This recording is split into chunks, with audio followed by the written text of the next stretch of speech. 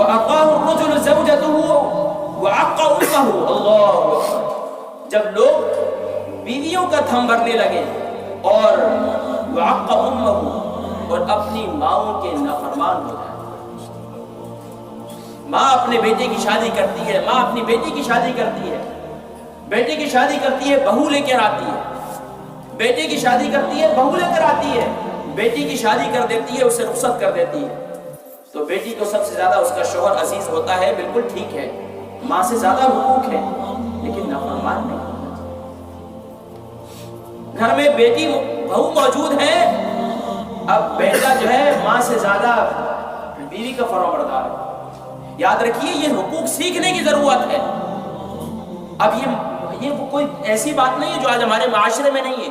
میرے اور آپ کے آقا و مولا حضرت محمد مصطفیٰ صلی اللہ علیہ وسلم نے 1400 سال 1500 سال پہلے 1500 سال پہلے آقا علیہ السلام نے یہ ارشاد فرمایا.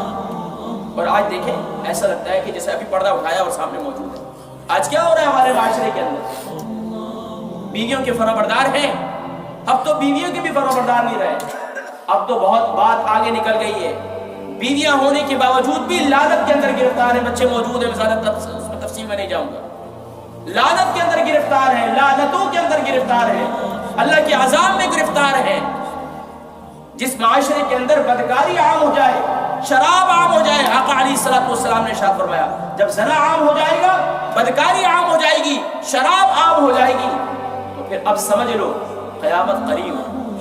اب سمجھ لو قیامت قریب ہے، پھر آسمان پھٹنے والا ہے. والسماء والطارق وما ادراك ما الطارق النجم الثاقب. ستارے ٹوٹ جائیں گے، آسمان پھٹ جائے گا. اللہ اکبر.